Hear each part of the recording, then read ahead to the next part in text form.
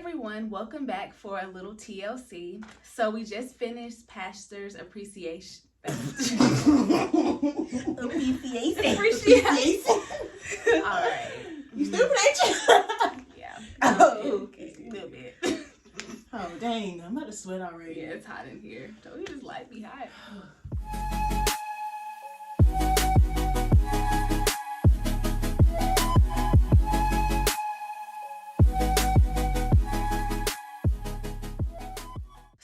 Hey everyone, welcome back for a little TLC. So October was Pastor Appreciation Month, so we spent a lot of time talking about how you can not stress your pastors out.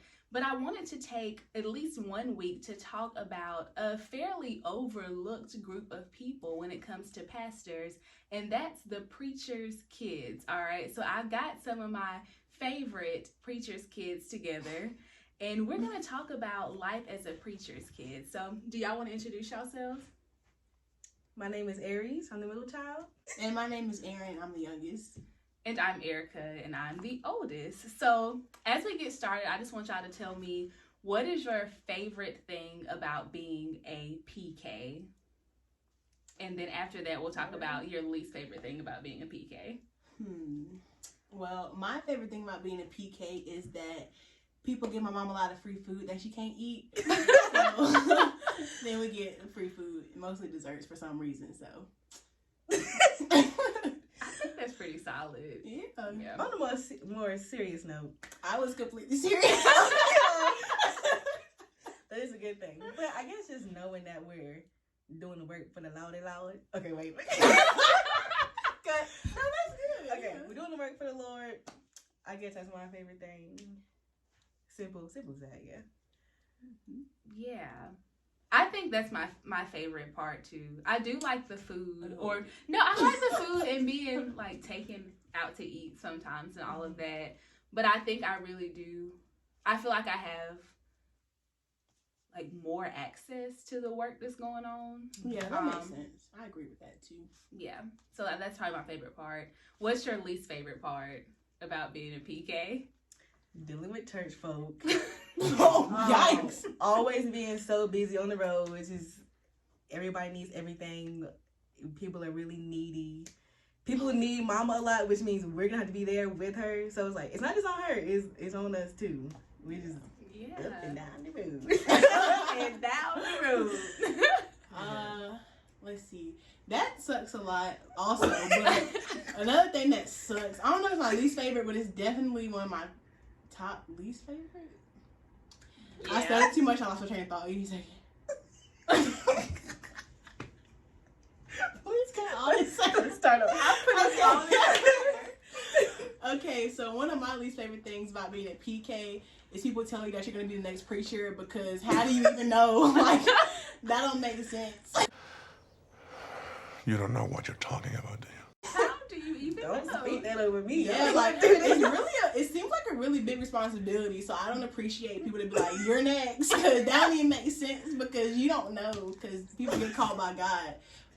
They're supposed to get called by God. But that's another video. That is another video. Yeah. Gosh, yeah, that's good. I think my least favorite part is, this is gonna sound bad, but people trying to hug me because they assume they assume that because you're a preacher's kid, that means you automatically like hugs and are this touchy-feely person, and I'm just really not. Especially, it's a pandemic. Oh, thanks. Take a big hug. No, thanks. Please? No, thanks. A little one. Yeah, no, thanks. Oh. Oh my God. Next question. They gonna think we mean preachers. We are. Stay away from us. Anyway. Dang, do I need to do mine over? No, No, I like yours. That's a personal thing. We're keeping it real here. Yeah. Yeah. But I think that's very real though. I'm not a touchy-feely person, so it makes me feel some type of way people like try to come up and hug me just because they've hugged the pastor. And sometimes people are offended. I usually like give in and hug them, but that's like a boundary thing. I should be able to uphold my boundaries even though I'm a preacher's kid. That's valid. I feel like that was a long rant. Yeah, that's But pretty anyway, deep. Yeah, but you're right. I'm not gonna put all that in there. But okay, so we're gonna move on to the next question. What do y'all think are some misconceptions people have about PKs? Ooh, one thing, a lot of people think that we have to be perfect little saints all the time. We can't do no wrong. You know, it's like, oh, the preacher's kid is saying this, doing this. You know, And no, you regular stuff. we're not perfect. Nobody is perfect. So this is your preacher kids. I mean, you gotta be all stuck up trying to be perfect. Just stick up your butt. Yeah. Like, we're not perfect. We're just regular people. Down to earth, humble, transparent. Mm-hmm. Yes. Well, on the opposite end of that, sometimes I hear that people think PKs be real buck wild.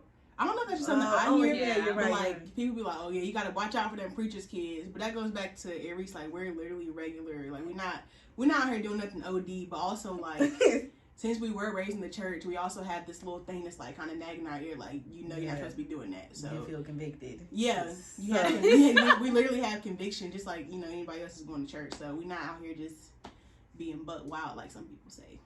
Yeah, I think that's probably the biggest misconception I hear too is like, oh, preachers' kids are like buck wild and they're the worst of the worst. When if you ask them like, what have I done that makes you think that I'm so buck wild? And they're like, oh, I saw you out at the party. Well, weren't you there? Like, how did you see me? I wasn't doing anything out of the ordinary, but just because I was there, that means I'm a wild preacher's kid. Yeah, Literally. Like I'm allowed to show up places. right. And the thing is, I'm not even doing nothing out the ordinary. Like, I'm not out here underage. Let me not get specific, but like, I'm really out here just doing regular stuff. Yeah, that's not wrong. You can have fun, just make sure you still protecting your witness. You ain't doing nothing too crazy. Yeah. That's my whole thing. Preach! You can have fun, just make sure you still protecting your witness. You ain't doing nothing too crazy. Yeah. That's my whole thing. And I think that's the thing. Like, people think or try to make us think that being a Christian or like following Christ has to be like boring and dry. Right. But that's like awful. Like, even if I weren't a PK, I would still want to have fun, and I don't want people to automatically associate anything that is fun with sin when that's not always the case. That's profound. Yeah. Which I think brings me to my next question. So, our mom started preaching in 2014, and I think she started pastoring, like full-time head pastor, in 2017, which means that we have not been PKs our entire life. So do y'all think that our lives have changed any since Mama became a pastor? I feel like I've been a PK my entire freaking life. Yeah.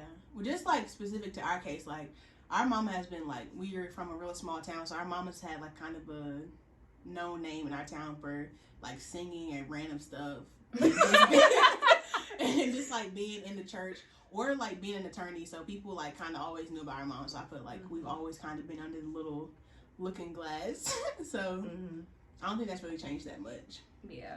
Because even when she wasn't preaching, she was still speaking like in different engagements. Yeah. And I also think that even if we weren't PKs, we were still church kids. Still like we've been in the church since we were in the womb. So be on the end. Yeah, with the B, emphasize the B. So yeah, I don't think that it's really changed that much either. I mean, it's just gotten a lot busier. Yeah, it is busier, I think. Well, no, even when Mama wasn't the pastor, we were still at every event that our church was having. Yeah. 8 o'clock service, 10 o'clock service. Why we gotta be at Evening both? service. That don't even make sense. It's supposed to be anyway. Yeah. So basically, was it Tia Warren who said that he grew up under the church? Like that's how I feel sometimes, because we have always been in the church. But that's neither here nor there, or maybe it's everywhere. I don't know. Okay, so since we are PKs now, do y'all think that our like religious experience is any different from someone who is not a PK? Yeah. Cause like just like we said earlier, we since we're like we know Jesus, we feel more convicted, for things that we shouldn't be doing. People who don't know, they just don't know. They won't feel convicted. So that makes sense. I don't know how else to word that. Yeah, no, I get that. But what about just like maybe someone is a believer, but they're not a PK? Right.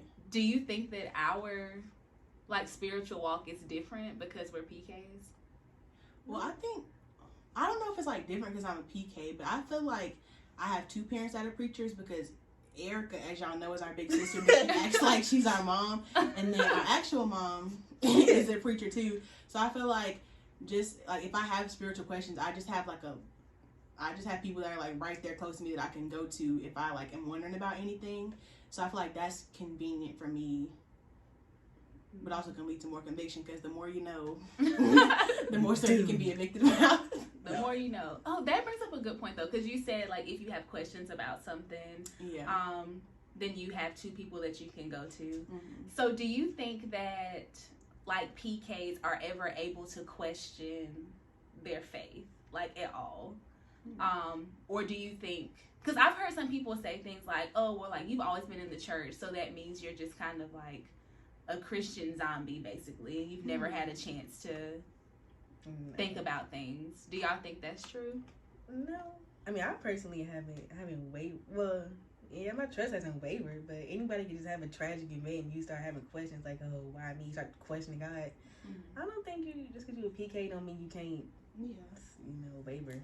I think that goes back to the more you know thing. Like, the more you start to walk with Christ, the more you know that you can just, like, talk to him about stuff instead of just relying on what somebody else is saying. So I think that can lead to questions. Or even, like, stuff that you tell me, like it'll, like, it'll be, like, kind of thought-provoking, and then I'll start questioning stuff. Like, not, like, I'm not a Christian no more, but it's just, like, I'll wonder about certain rules in the Bible and, like, whether or not they still apply now and stuff like that. Mm-hmm. So it's just kind of, like, I don't know, the closer you are, the more you feel like you can just talk to Jesus for yourself instead of relying on other people. So maybe.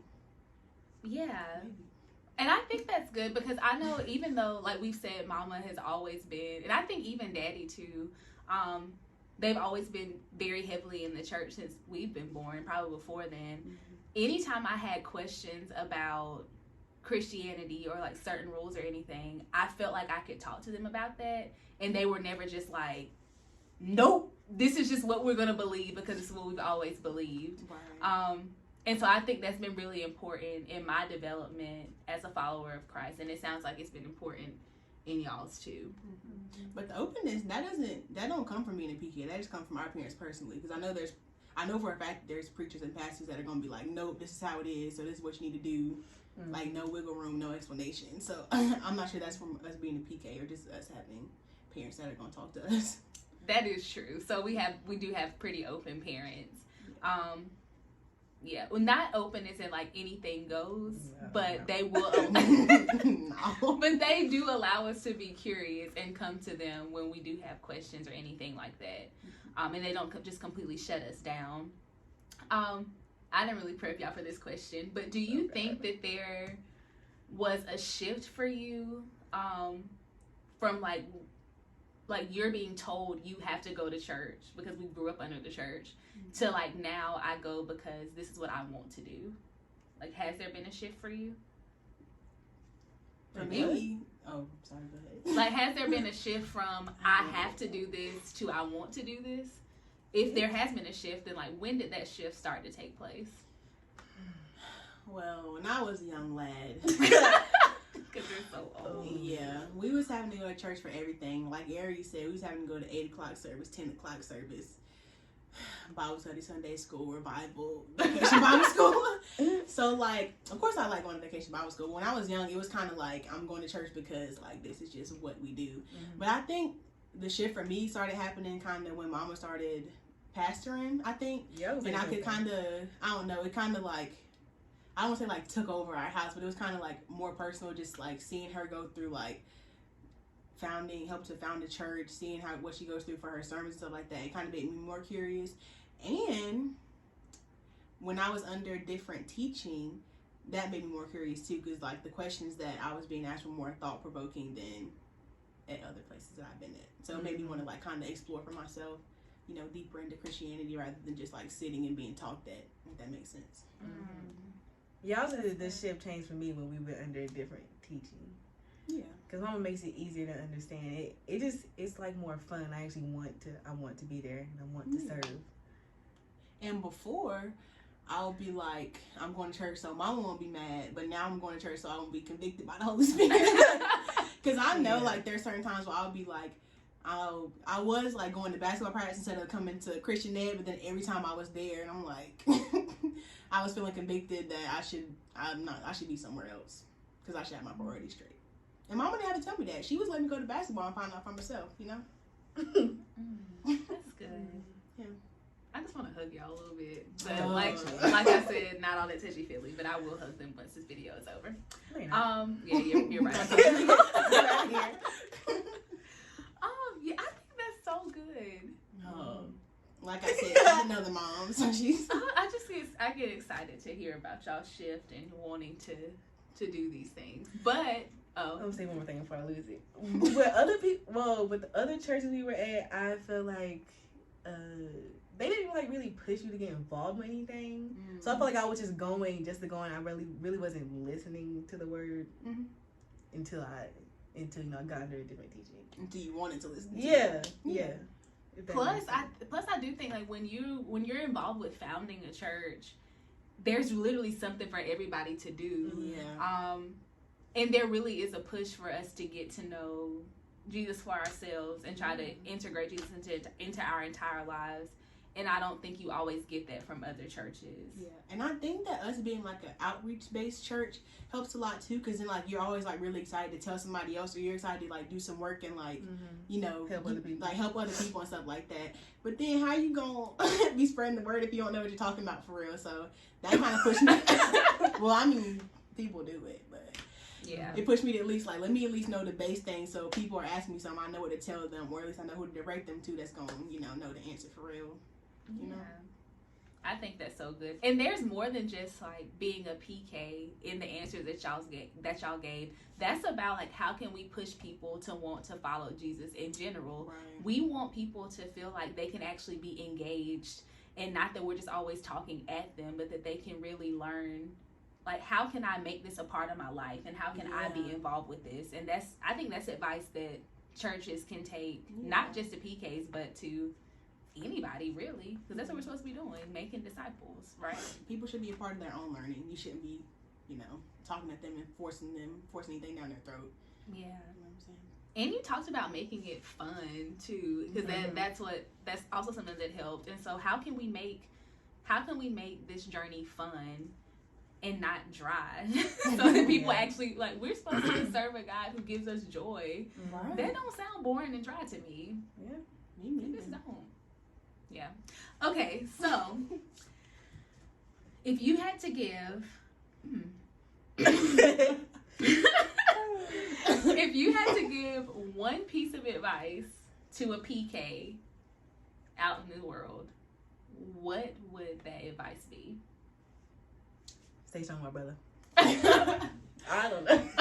I'm Or gonna say your sister, okay? Yeah, or my sister. You don't have to take yourself that seriously, because, well, I don't know. For me personally, I feel like I was overthinking at first, but people don't really be worried about you like that. Like, I don't know. I don't think people really be worried about me like that. Now, you on the other hand, because you just started preaching and everything.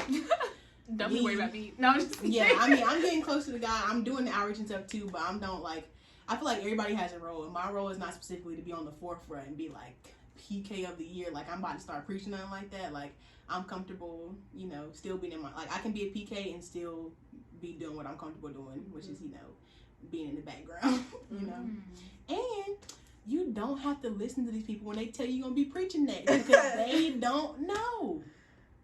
That's it. You felt that in your spirit. They don't even be knowing. Yeah, they don't. I'm like, God tell you, because I haven't heard a thing. Well, better yet, God didn't tell me, so. Right. I'm gonna wait. Well, I'm not going to say till I hear it, because.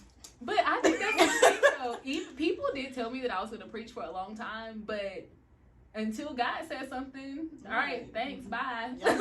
Y'all just guessing. Yeah, that's all. And I like that you said, be comfortable in whatever role you're called to play. Like, that's the only way you'll feel satisfied anyway, is if you're doing what God has called you to do. And that doesn't mean there are more callings than just preaching. Yeah. I gotta remember that. I'm so glad for that. All right, what's your advice? Oh, I really can't think to of a anything. PK. Oh, you already said stay strong, my brother. Stay strong. I can't think of anything else, honestly. Yeah, I think my advice is just like establish a relationship with Jesus for yourself. Take time to do whatever exploration and learning that you need to do on your own, because that's really what's gonna sustain you, is your own personal relationship, not what, like, you can only get so far on the prayers of other people, right? Or the the gifts of your own pastor, your parent who might be a pastor. So really get to know Jesus for yourself. Like, Jesus wants to walk with you for who you are, not for who your parents are. And that's totally okay. Yeah. Okay, what piece of advice would you give to someone who interacts with PKs? Stop telling me what I'm not supposed to be doing. That's all. Oh my gosh. I wasn't prepared for this question, but my original statement does still stand. Oh my gosh. Like our friends and stuff? It could be friends. It could be other church folks. It Oh, could be that sounded anybody. bad. I was thinking friends. I'm not being disrespectful to any older people that have been, telling me what I should be doing. I was thinking about my friends. But still, should older people even be telling you what you should be doing? I mean, not really. Do they know what they need to be doing?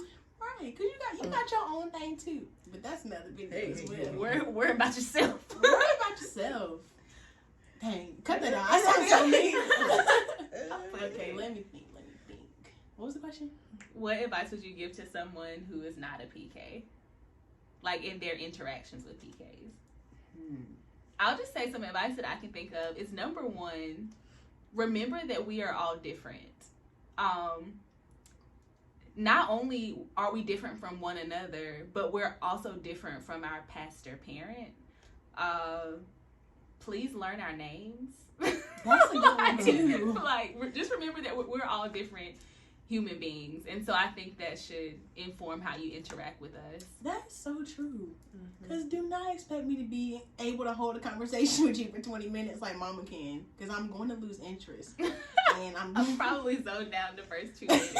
Not even I'm going to lose interest, but I just don't have the same like bubbly personality as Mama. I'm not about to be talking to all these strangers and stuff like that. It's not the same. Yeah. I'm not mean or anything. Yeah, don't expect us to do what they're doing. Yeah, that's good advice. That's good advice. We're not all the same person. Yeah, we can. And I think that'll take so much pressure off of